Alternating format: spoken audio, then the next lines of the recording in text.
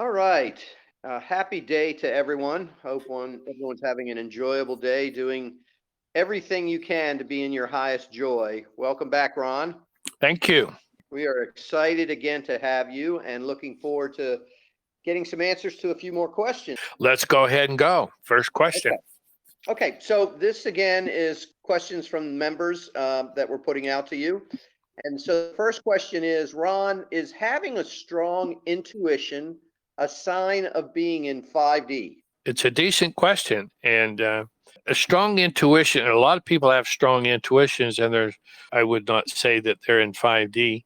It's just one of those spiritual gifts that you can get. And sometimes you're given those spiritual gifts for your experiences in third dimension. And some people have intuition, strong intuition. Some people have a strong knowing about things, and others might have a strong empathy or things of that nature that would be an indication of spiritual gifts. You don't have to be in fifth dimension to do that. And I don't believe in my mind that having intuition is because you're in fifth dimension. Now, having said that, let's be open to the reality that there are no limitations to what we as an individual can create. There are no restrictions. Now, we don't really understand our nature as creators because we have had very little experience of the awareness of our creation ability. And so when you want to start understanding how you as a creator function as a creator, then go into the things that you focus on. If you're really happy about something and you really want to make it work, then you focus on it. And you're in the focusing on it, the heavens understand, the universe understands that that's what you want. And because you're focusing on it. If you didn't focus on it, then they would say that's not what you want. And so you focus on it and there it comes. So let's go back to the other side of things.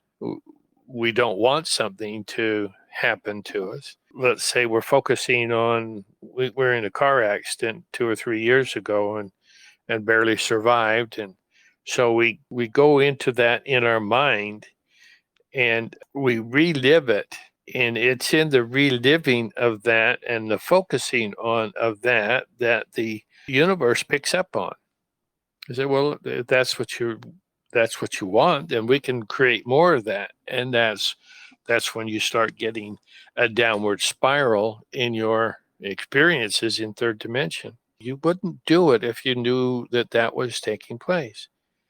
And yet, without knowing that that's the creation energy, we are creating the next experience or the next moment in our lives. It's convoluted a little bit because at the same time we're living here in third dimension, the spiritual aspect of us is living in the broad now of existence because there's no real time because you can't measure space, and time is in space and you can't measure that except for what you artificially use to measure it. Okay, so it's out of time. We don't understand that. Any moment that the heavens want to start doing something for us, they can and would if they knew that that's what we were focusing on.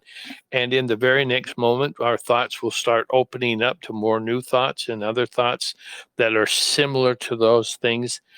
And that's the creation energy that's taking place for you. Well, that's the way to find out the things that you really love and focus on them. And then that's what comes to us instead of the accident that happened 2 or 3 years ago. Your mind does not know the difference between your recollection and the actual experience. Your body will understand that, but your mind doesn't understand. And so, in the recreation of that, then your body lives through the trauma again. If you don't want to do that, then just allow your mind to say, well, that was in the past, and I'm not dealing with the past anymore. I'm dealing with things in the future that I want to bring forth as part of my creation energy. I hope that helps.